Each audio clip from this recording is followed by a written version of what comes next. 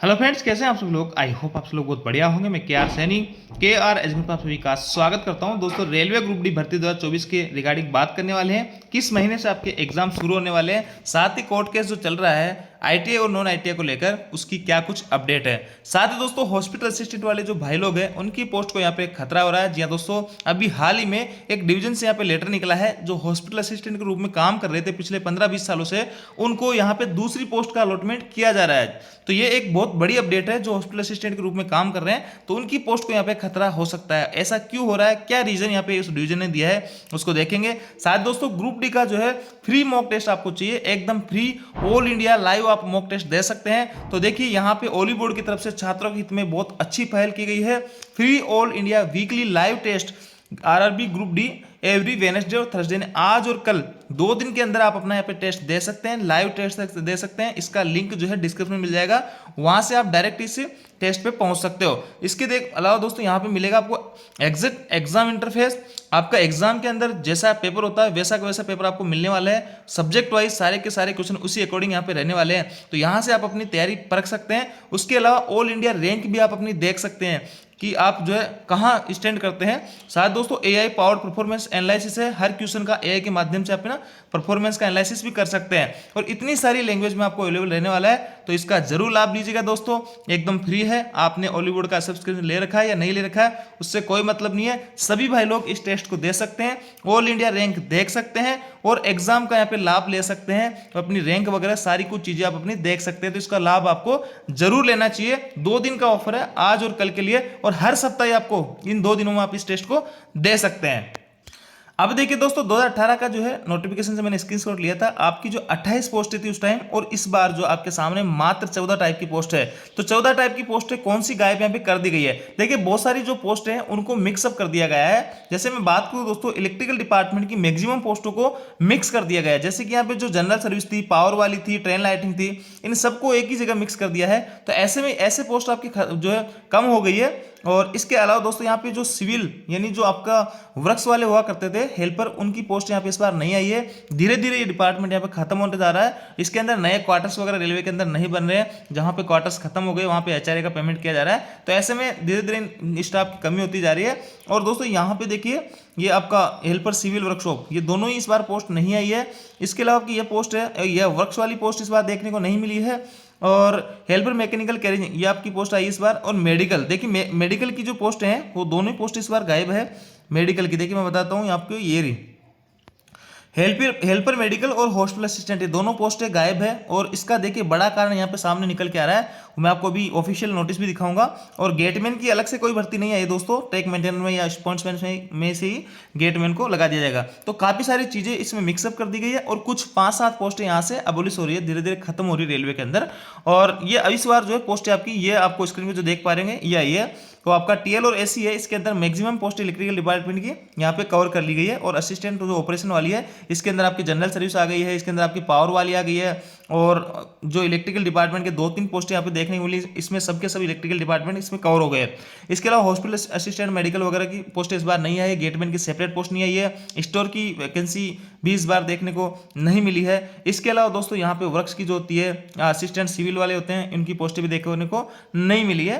तो क्योंकि दोस्तों, ये जो काम है आजकल टेंडर पे हो रहे हैं, क्वार्टर्स वगैरह बनाना है, क्वार्टर्स का मेंटेनेंस वगैरह, ये सब चीजें धीरे धीरे यहाँ पे टेंडर पे जा रही है। तो इसलिए इन स्टाफ की यहाँ पे कमी होती जा रही है, और इसलिए इन पे भर्ती दोबारा से नहीं होगी। तो असेंशियल जो रेलवे के अंदर ट्रेन के ऑपरेशन से सीधे संचालित संपर्क में रहते हैं, उन्हीं की भर्तियां आपको ज्यादा देखने को मिल रही है। तो ये 14 टाइप की पोस्ट इस बार रही है। अब देखिए, मोटी बात मैं बताता हूँ हॉस्पिटल असिस्टेंट की। ये है दोस्तों NWR रेल बीकानेर डिवीजन का 6/5/2025 को ये लेटर निकला है।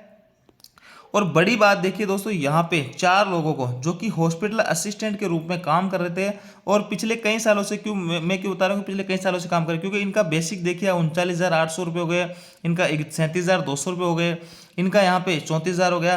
तो ग्रुप डी का लेवल 1 के अंदर है, और इतना सारा बेसिक है, इसका मतलब इनको काफ़ी लंबा टाइम यहाँ पे इनको काम करते हो गया। जो अभी काम कर रहे थे दोस्तों, ये मैकेनिक अपने हॉस्पिटल असिस्टेंट बीकानेर के अंदर काम कर रहे थे, लेकिन अब इनको CNW के अंदर पोस्ट दी जा रही है बीकानेर के अंदर, यानी इनका डिपार्टमेंट यहाँ पे चेंज कर दिया गया है।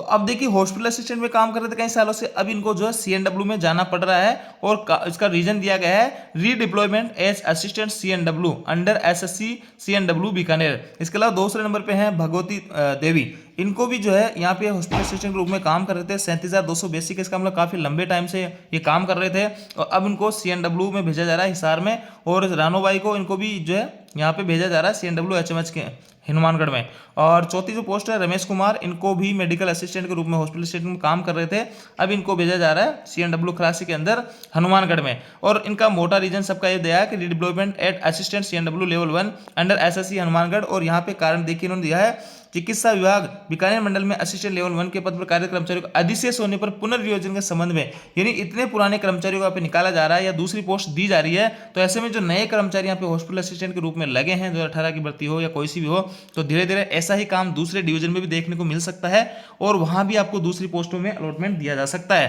तो ऐसे में दोस्तों आपकी पोस्ट में कहीं ना कहीं खतरा थोड़ा सा मंडराता दिख रहा है इस लेटर के आधार पे। इसके अलावा दोस्तों यहाँ पे मैं एक बात और क्लियर कर देता हूँ कि हॉस्पिटल असिस्टेंट की जो छोटी छोटी डिस्पेंसरी वगैरह हैं जहाँ पे लोग काम करते थे, हो सकता है उन डिस्पेंसरी वगैरह को या प्राइवेटेशन पे दे रहे हैं या कुछ और हो, वहाँ पे स्टाफ की कमी कर रहे हैं, उसका रीजन एक अलग हो, उस पर अपन ज़्यादा बात नहीं करेंगे। लेकिन कुल मिला के बात है कि जो बंदे ऑलरेडी हॉस्पिटल असिस्टेंट के रूप में काम कर रहे थे कई लंबे टाइम से, अब उनको दूसरी पोस्टों पर दिया जा रहा है ना। तो ऐसा जो नए कर्मचारी उनके साथ भी हो सकता है, और एक डिवीजन की बात है एक जोन में भी हो सकता है और अलग अलग डिवीजन जो है वहाँ भी एक चीज़ आपको देखने को मिल सकती है। अब दोस्तों ग्रुप डी एग्जाम को लेकर बात कर लेते हैं। देखिए कोर्ट केस की बात करें तो यहाँ पे केट ने तो स्पष्ट मना कर दिया कि हम जो है इस मैटर पे कुछ भी नहीं बोलेंगे और ये मामला जो है हाईकोर्ट के अधीन है, हाईकोर्ट दिल्ली के अधीन ये मामला चल रहा है, तो वही अब सारी कुछ चीजें यहाँ पे क्लियर करने वाला है। तो ऐसे में अब जो है केट का कोई भी रोल यहाँ पे नहीं रह जाता है। और शायद दोस्तों अभी इसको लेकर कोई भी लेटेस्ट अपडेट नहीं है, लेकिन अभी फिलहाल जो इसकी जो डेट है वो 28 जुलाई की बताई जा रही है। तो 28 जुलाई को इसकी सुनवाई होगी और वही है कि काफी लंबे टाइम से यहाँ पे तारीख पे तारीख मिलती जा रही है। 28 जुलाई को हो सकती है अगली सुनवाई की डेट आपको आगे मिले। तो ऐसे में भर्ती काफी डिले होती जा रही है और सभी छात्रों को यहाँ पे बड़ा नुकसान देखने को मिल रहा है। और एक बात यहाँ पे मैं अपना खुद का एक्सपीरियंस आप लोगों के साथ में शेयर करूं तो मैं आपको बताना चाहूंगा कि जो भर्ती एसजीटी आई थी वैसी की वैसी ये पूरी होने वाली है, क्योंकि कोर्ट केस में यही चलता रहेगा। और कोर्ट केस किसी एक तरफा अगर डिसीजन करता है कि इसमें ITI लागू रहे या नॉन ITI लागू रहे, जैसे कि नॉन ITI वाले तो प्रॉपर ये चल रहा है चैनल, वैसे ही फॉर्म भी भरवा लिए गए, सारी कुछ अपडेट हो गई। लेकिन अब इसको नॉन ITI अगर करते हैं तो फिर जिन्होंने ITI नहीं कर रखी वो इसका भारी विरोध करेंगे और ये जो है उनके साथ भी कहीं ना कहीं गलत होगा एक तरीके से। तो उनमें छात्रों की ITI वाले हो या नॉन ITI वाले हो, दोनों ही छात्रों की कोई भी गलती नहीं है। मैं चाहता हूं कि भर्ती जैसे भी तैसे हो जल्दी से जल्दी पूरी हो जाए, क्योंकि अगली भर्ती का यहाँ पे समय हो रहा है और ये भर्ती अगर लंबे टाइम तक खिंचती जाएगी आगे तो फिर अगली भर्तियां भी यहाँ पे डिले होती जाएगी। तो कोर्ट केस का जो है फाइनल डिसीजन यहाँ पे आ सकता है, या फाइनल डिसीजन नहीं भी आए तो रेलवे को ऑथराइज कर सकता है कि आप आगे की प्रोसेस करवाइए, जब हम फाइनल डिसीजन देंगे उसके अकॉर्डिंग आप जो है सिलेक्शन ले लीजिएगा। तो ऐसा भी हो सकता है। बाकी अभी जो यही है कि अगली सुनवाई यहाँ पे 28 जुलाई की है और दिल्ली हाईकोर्ट के अधीन मामला चल रहा है। केट ने अपना जो है यहाँ पे कोई भी रोल नहीं बताया कि हमारा कोई भी रोल इसमें नहीं रहने वाला है। एग्जाम डेट की बात करें तो ग्रेजुएट लेवल की एग्जाम डेट आ गई है 5 जून से 23 जून। उसके बाद में अंडर ग्रेजुएट के चलेंगे 24 जुलाई से आपके जो है एसएससी के एग्जाम शुरू हो जाएंगे। एसएससी एग्जाम कैलेंडर को अगर देखते हैं तो आपका कहीं भी यहाँ पे स्लॉट नजर नहीं आ रहा है मार्च 23 तक। तो बात यह आती है सॉरी मार्च 26 तक, तो बात निकल के आती है कि क्या 2024 की ग्रुप डी भर्ती अब जो है 2026 में होगी, वो भी मार्च के बाद में? तो ऐसा बिल्कुल भी नहीं है दोस्तों। मैं आपको एग्जाम कैलेंडर के ऊपर लेकर चलता हूँ एसएससी वाले के ऊपर। दोस्तों एसएससी का एग्जाम कैलेंडर देख रहे होंगे 2025-26 का, यहाँ पे तारीख बाय तारीख बुक है, एक भी दिन का स्लॉट नहीं है 24 जुलाई के बाद में। लेकिन जो यहाँ पे देखिए नवंबर दिसंबर के अंदर जाते हुए आपको यहाँ पे थोड़ा सा मार्जिन मिल रहा है कि नवंबर दिसंबर में आपको यहाँ पे कांस्टेबल का, जो दिल्ली पुलिस के कांस्टेबल वगैरह हैं, जो ड्राइवर है, उनकी भर्ती है और 2 महीने का समय है। तो कहने का मतलब दोस्तों इतने लंबे टाइम तक इनकी जो भर्तियां हैं बहुत कम समय में कंडक्ट करवा सकते हैं, क्योंकि बड़ी भर्तियां नहीं होती है दिल्ली पुलिस वगैरह की। तो ऐसे में इन पदों पे जल्दी भर्तियां करवा के नवंबर दिसंबर के टाइम अंदर जो है टाइम मिल सकता है। तो अक्टूबर लास्ट तक आपको ग्रुप डी के एग्जाम को लेकर कोई ना कोई अपडेट यहाँ पे जरूर मिलेगी और नवंबर और दिसंबर में फुल पॉसिबिलिटी है, पूरी पॉसिबिलिटी है आपके एग्जाम कंडक्ट कराने की।